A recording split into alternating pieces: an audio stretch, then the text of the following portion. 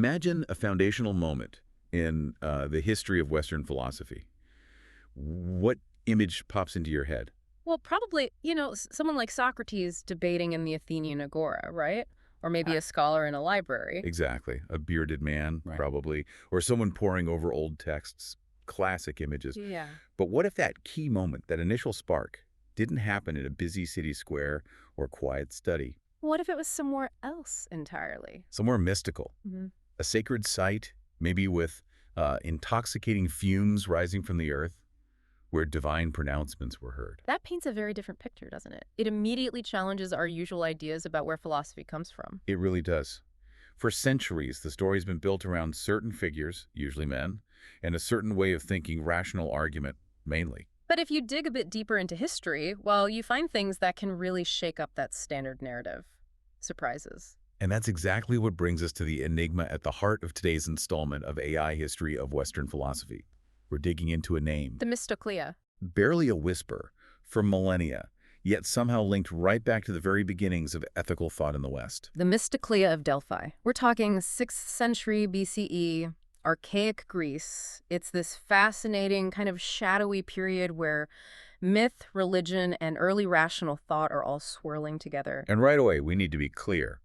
We don't have anything written by her, do we? No, nothing directly from her. If she ever wrote anything, it's lost. Her existence, her name, it survives only in a few brief mentions, secondhand accounts.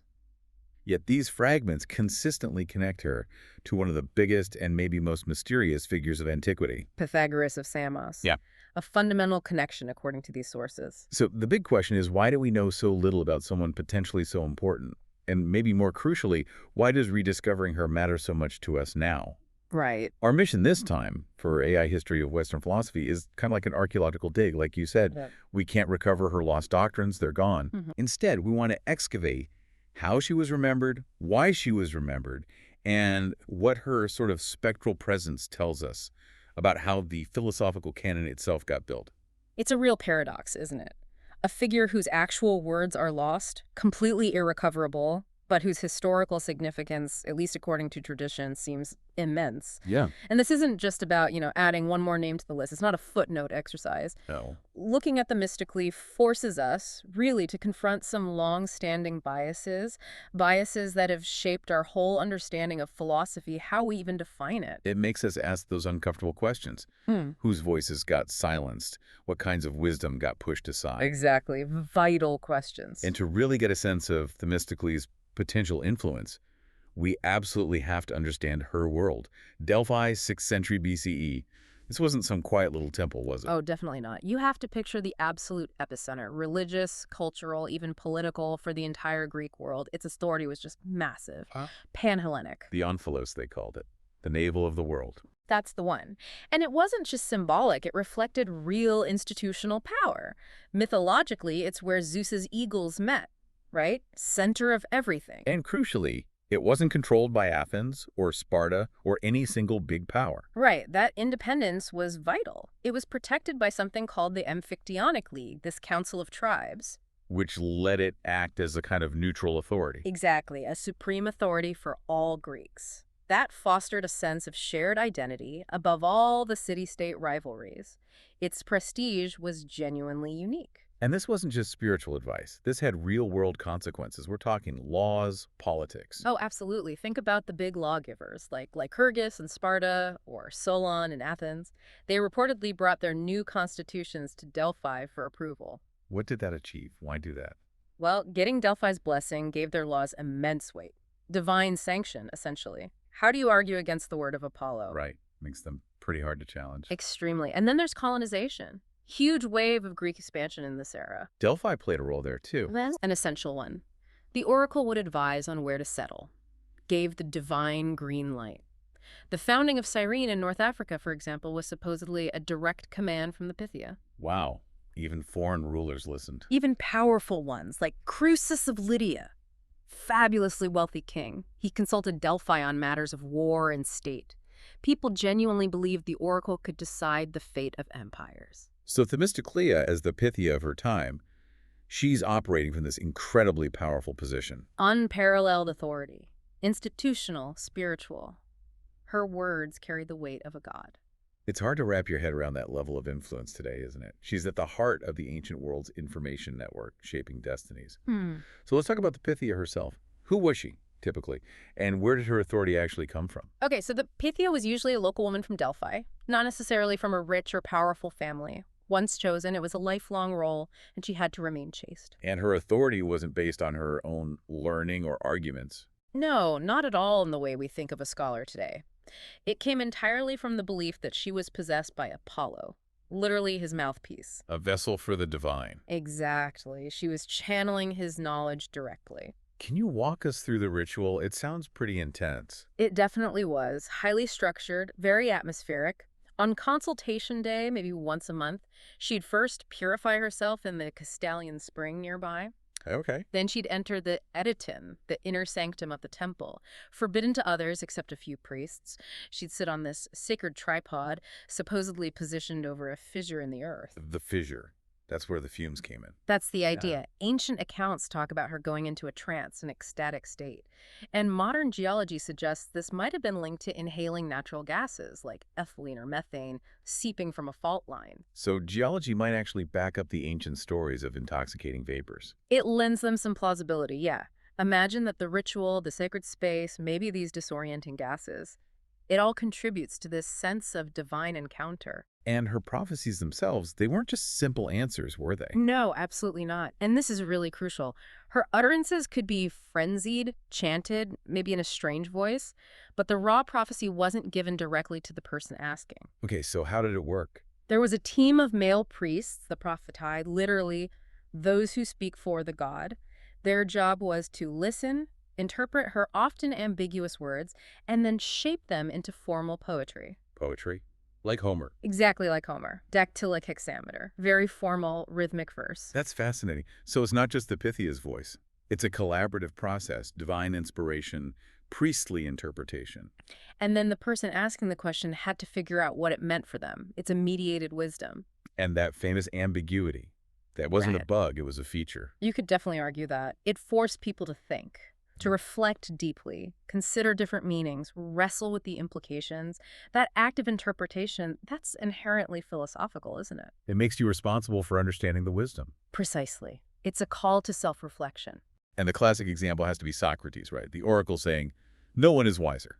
The perfect example. He didn't just puff out his chest. He spent his life trying to understand what that meant, testing it, questioning others, questioning himself. That inquiry, sparked by the oracle, basically launched his whole philosophical mission. It shows how Delphic wisdom wasn't just information delivery. It was a catalyst for deep philosophical thought. And Delphi wasn't only about individual prophecies, right? Mm-hmm. There were those maxims, too. Yes, the Delphic maxims.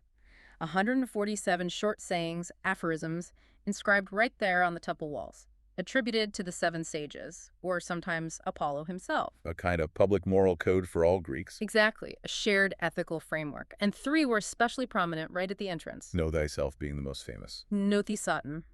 Yeah. But in the 6th century BCE, it wasn't really about inner psychology like we might think today. What did it mean then? It was more about understanding your limits, your mortality versus the gods, knowing your proper place in the grand scheme of things. A call for sophrosyne. Sophrosyne, meaning? Soundness of mind, self-control, moderation. Basically don't get too big for your boots. Humility. Which connect directly to the second maxim. Meet again. Nothing in excess. A direct warning against hubris, that arrogant pride that gets mortals into trouble in all the myths. Moderation in everything. Ambition, emotion, even religious displays. Don't overdo it. Okay. And the third one, angua paradata. Give a pledge and trouble is at hand. More practical, that one. A warning against rash promises or guarantees. Life's unpredictable, don't be overconfident. Now, these maxims covering piety, justice, self-control, this was the philosophical bedrock of Delphi. Absolutely. This public, accessible, ethical system. So when sources say Themistoclea taught moral doctrines, They likely meant this established Delphic wisdom, centered on self-knowledge, moderation, piety. that's the most plausible interpretation. She wasn't inventing a new system. She was the living voice representing this institutional wisdom, the conduit for Apollo's ethical guidance. Which brings us nicely to part 2 of our exploration in AI history of Western philosophy. We need to trace these threads, these testimonia, the actual source fragments about her. And this is where it gets, well, really tricky. It really does, because the entire historical case hinges on just a handful of texts. It's like trying to rebuild a whole vase from just a few tiny shards. And we're dealing with a long chain of transmission, centuries between the events and the writers. Exactly. From the 4th century BCE right up to the 10th century CE. You have to evaluate each link, understand the writer's context, their potential biases. It requires real detective work. So the earliest echo, the foundational claim, comes from Diogenes Laertius in the 3rd century CE. What does he say? In his Lives and Opinions of Eminent Philosophers, in the section on Pythagoras, he quotes an earlier source, saying, Aristoxenus says that Pythagoras got most of his moral doctrines from the Delphic priestess Themistoclea. Aristoxenus. Okay, who was he? Why does his opinion matter? Aristoxenus is key because he was writing much earlier, in the 4th century BCE. He was a student of Aristotle, importantly, and a contemporary of later Pythagoreans. So he's closer in time. Maybe 150, 200 years after Pythagoras? Relatively speaking, yes. Much closer than Diogenes or others. That gives him potential access to earlier traditions, maybe oral accounts or writings now lost to us. It makes his testimony really significant, even though it's brief. But Aristoxenus wasn't just a neutral observer, was he? He was an Aristotelian, a peripatetic. That implies an agenda, maybe. A very important point. The 4th century BCE was fiercely competitive intellectually. Plato's Academy, Aristotle's Lyceum, they were rivals. So how might that affect his claim about Pythagoras and Themistoclea? Well, by linking Pythagoras' ethics to Delphi, a traditional, respected Greek source, Aristoxenus, might be subtly downplaying Pythagoras' radical originality. Making him seem less like an innovator who got ideas from, say, Egypt or the East, which is sometimes claimed. Exactly. It kind of domesticates Pythagoras, frames him as a transmitter of standard Hellenic piety, rather than some exotic sage. For an Aristotelian audience focused on reason, this might make Pythagoras seem less impressive, perhaps, compared to Aristotle's own systematic ethics. So it could be a strategic move in philosophical politics, not just a simple historical fact. It's certainly possible, a way to shape the lineage, maybe subtly elevate his own school's founder. And this crucial quote only survives because Diogenes Laertius included it. But Diogenes himself, he's a problematic source, isn't he? Deeply problematic, but also indispensable. The doxographer's dilemma, as you said. He's seen mostly as an uncritical compiler. A collector of stuff, rather than an analyst? Pretty much. His Lives is a mix of doctrines, anecdotes, quotes, gossip. Varying quality, often no clear sources cited, sometimes contradictory. He can focus on trivial details and miss the big picture. Sounds like a minefield for historians. It can be.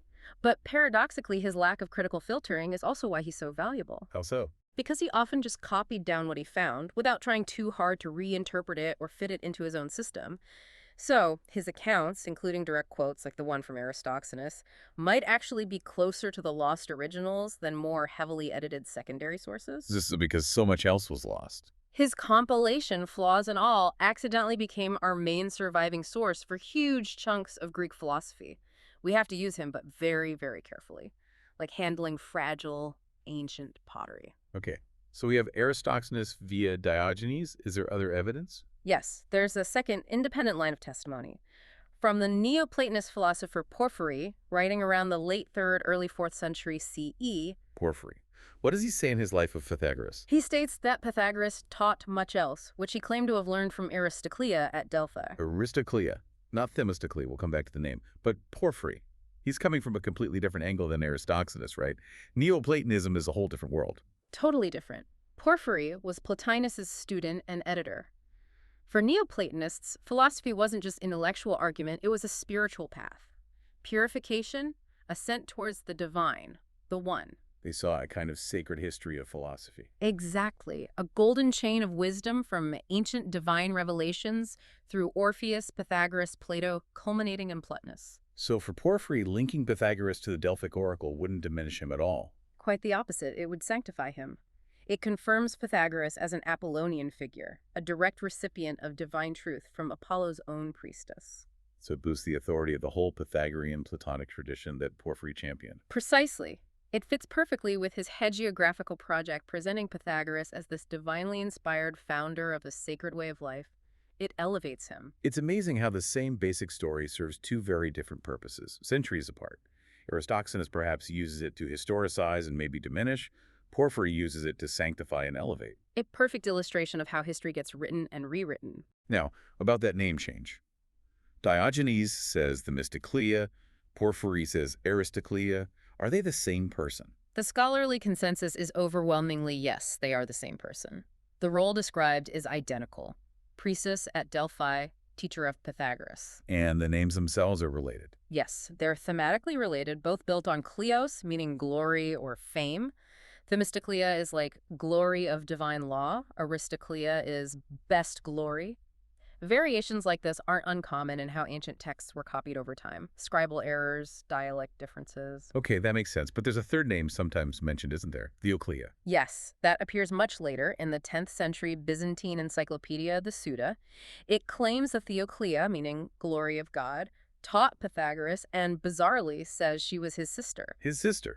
That sounds like a later addition. Almost certainly, it's widely seen as a late corruption, a misunderstanding, maybe conflating different traditions, or just inventing a closer family link, which later biographers sometimes did. So Themistoclea and Aristoxenus are likely the same figure. Theoclea is probably a later confusion. That's the standard view. So looking at how this story was passed down and used, it wasn't just passive reporting. It was an active historiographical act. Different schools use the story for their own ends. A really powerful reminder that history isn't just what happened, but also how what happened gets remembered, interpreted, and deployed. Which leads us right into part 3 of our AI History of Western Philosophy investigation, unpacking this Pythagorean connection. What does this link to Themistoclea really tell us about Pythagoras and his school? Well, despite the source issues we've discussed, there's this persistent tradition connecting Pythagorean ethics right back to Delphi, embodied by Themistoclea. And this wasn't just a minor detail, it seems foundational to how the Pythagoreans saw themselves and their legitimacy. It fits into a larger picture they painted of Pythagoras, right? Yeah, right. As someone specially favored by Apollo. Absolutely. The Themistoclea story is like the intellectual culmination of a whole biographical legend that casts Pythagoras as Apollo's chosen one. You mean this story's about his birth being prophesied at Delphi? Exactly. Later writers like Enlichus tell how his parents visited Delphi, the Pythia foretold his greatness, his mother was renamed Pythias, his own name may be meaning announced by the Pythia. Some even said he was Apollo's actual son. Wow, okay, so they really leaned into that divine connection. Heavily. These stories, whether factual or not, show a deep need within the Pythagorean movement to anchor its authority in Delphi. So if his birth was foretold by the Pythia, it makes perfect sense narratively that his ethical awakening would also come from her. It legitimizes the whole school. presenting Pythagorean doctrines not as some weird foreign import or just one man's ideas, but as a direct expression of Apollo's wisdom, the god of harmony, order, truth. It gives them that divine stamp. Okay, so if Aristoxenus said Pythagoras got his moral doctrines from her, can we actually figure out what those might have been, even working with fragments? It's a reconstructive task, but yes, I think we can make some very educated guesses. By comparing the core Delphic principles we talked about, the maxims, with known Pythagorean ethics, the parallels are really striking. They line up quite well. Systematically well, suggesting the influence was deep. The moral doctrines were almost certainly rooted in that Delphic ethical framework. Okay, let's break it down. Take know thyself, necessitating. How does that map onto Pythagoreanism? It maps incredibly closely. Pythagorean life was centered on purifying the soul catharsis for a better transmigration after death metempsychosis. And that requires self-knowledge. Fundamentally, you had to understand your soul's divine nature, its entrapment in the body, and the disciplined life needed to free it. And they had practices for this. Yes, like the famous daily self-examination. Every evening, Pythagoreans were supposed to review their day's actions, thoughts, words. Where did I go wrong? What did I accomplish? What duty was left undone? That's a direct application of know thyself for moral improvement. A very practical application. But about nothing in excess, meeting again. How did that play out? That maxim is arguably the absolute cornerstone of the entire Pythagorean worldview. It goes way beyond just simple moderation. How so? Pythagoras supposedly coined the term cosmos for the universe, meaning an ordered, harmonious whole. This cosmic order was maintained by harmonia, a mathematical balance of opposites. Limited, unlimited, odd, even. Yeah. That kind of thing. Exactly. And this metaphysical principle of harmony was directly applied to ethics. A good life is a harmonious life. So moderation in diet, behavior. All of it. Their famous vegetarianism was part of this purity, self-control, but also moderation in emotions, speech, actions, avoiding extremes that disrupt the soul's inner harmony, just like harmony keeps the cosmos in balance. That's a deep connection. From a Delphic maxim to a whole metaphysical and ethical system, Yeah. and piety and justice. Also mirrored and, you could say, intensified. Delphi stressed traditional piety, worship the gods, and justice, be overcome by justice. The Pythagoreans took this much further. Their community was essentially a religious brotherhood, seeking a pious life and a good afterlife. And justice wasn't just social rules, it was a cosmic principle linked to mathematical proportion and equality, ensuring everything in the universe, the community, the soul, got its proper due to maintain balance. So Delphic wisdom seems really baked into Pythagoreanism, which leads to maybe the most radical part, their inclusion of women. Truly revolutionary for the time. In a Greek world that largely confined women to the home, the Pythagoreans included women as students, participants, even teachers. We have names, right? Theano, Demo, Mia. Piano, supposedly Pythagoras' wife or student, sometimes both. Their daughters Demo and Mia. Others like Aragnote, Asara. This level of inclusion was unprecedented and needs explaining within their own framework. And Themistoclea provides that explanation, or justification. She provides the perfect precedent. If the founder himself learned his ethics from a woman priestess, Then it makes perfect sense for women to be involved in philosophy in his school. It legitimizes it from the very start. Exactly. Her status, a woman holding arguably the most influential intellectual spiritual position in Greece, sends a powerful message. Wisdom isn't gendered. Women can be authorities. So it's not just that she might have taught him specific ideas. Her very existence as his teacher created the ideological space for women in his movement. It wasn't an add-on, it was part of the origin story. So a twofold influence then. Content, Delphic ethics, and paradigm. A model of female authority. A powerful combination. The content shaped Pythagorean thought. The paradigm perhaps enabled its unique social structure regarding women. It suggests female participation wasn't an afterthought, but integral. This is where it gets so relevant for us today, looking back through the lens of AI history of Western philosophy, because Themistoclea, despite this foundational connection, basically vanished for centuries. Almost completely buried, until feminist historians started digging her up again in the late 20th century. And her rediscovery wasn't just adding a name back, it sparked huge debates. Oh, absolutely. Debates about the canon, about what even counts as philosophy, about how we write its history. This recovery project, as it's called. Yes, starting really in the 1980s. Feminist scholars set out to show that women were philosophically active throughout history, but their contributions were ignored or erased by a patriarchal tradition. Were there key works that spearheaded this? Definitely. Mary Ellen Waith's multi-volume A History of Women Philosophers was huge. The first volume, in 1987, explicitly put Themistoclea right at the beginning of the Western tradition, heading a lineage of Pythagorean women.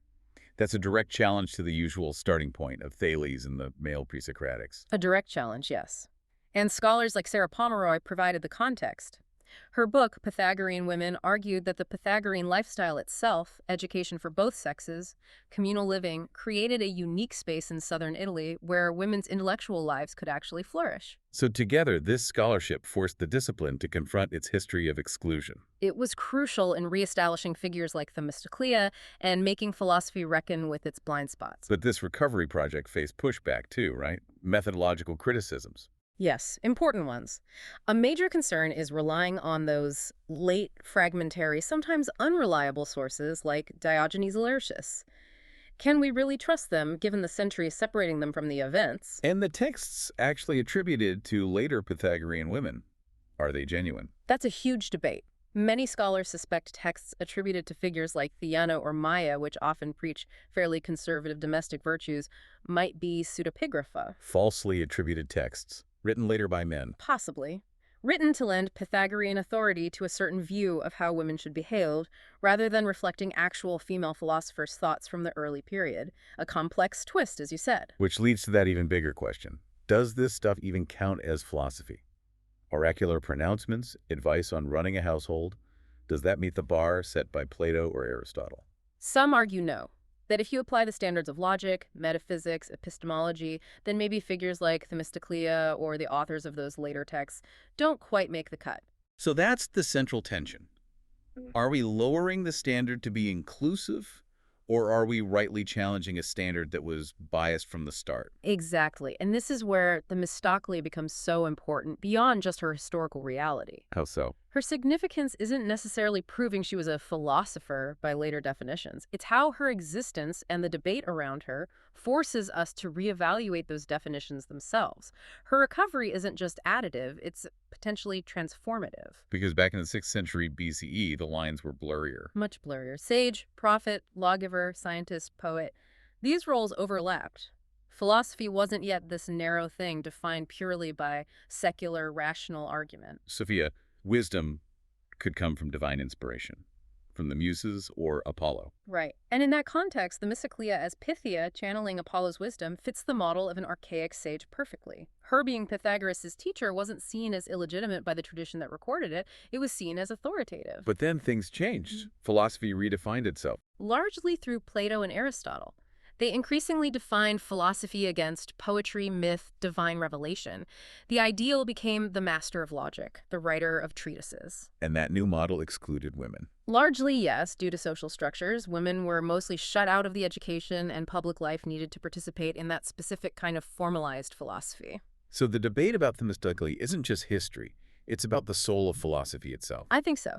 She represents a type of authority, female, oracular, divinely inspired, that got marginalized by a tradition prioritizing male-coded rationality. Grappling with her means asking, how does our understanding change if we admit philosophy's origins owe a debt to a female priestess believed to speak for a god? Her recovery becomes an act of historical justice and a philosophical challenge to bias. Exactly. It forces the discipline to confront its own foundations. So Themistoclea of Delphi, she remains this enigmatic figure wrapped in the mists of early Greece. Her name carries this huge potential legacy, but we lack her distinct voice, a clear biography. Getting a precise account seems, well, probably impossible. The sources are just too thin, too late, too filtered through later agendas. Certainty is likely out of reach. But just dismissing her because of that lack of hard evidence misses the point, doesn't it? I believe so. What we can say with reasonable confidence is that a powerful, persistent tradition, going back at least to the 4th century BCE, identified a Delphic priestess as the source of Pythagoras' ethics. A tradition passed down by Aristoxenus, adapted by Porphyry. And it served a crucial function. It gave Pythagoreanism, this unimpeachable divine Greek origin story, essential for its legitimacy. So her importance is twofold. Symbolically, she anchors Pythagoreanism to Apollo's authority. Right. And perhaps more importantly, her example provides this powerful precedent for including women in philosophy, a source of doctrine and a paradigm of female authority. Absolutely. And her almost complete erasure from standard histories until feminist scholars brought her back. That really highlights the biases that shaped the philosophical canon for so long. So what does her story mean for us here at AI History of Western Philosophy? I think her elusive presence forces us to question our own definitions of philosophy. It reminds us of a time when wisdom wasn't so rigidly walled off from revelation or myth.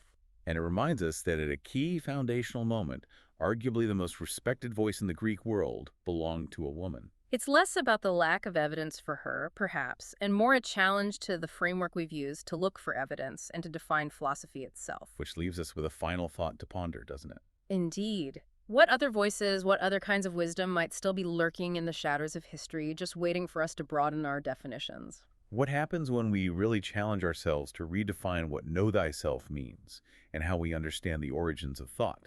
And perhaps consider how our own present-day biases might still be shaping what we value as philosophy and what we might still be unintentionally leaving in the shadows.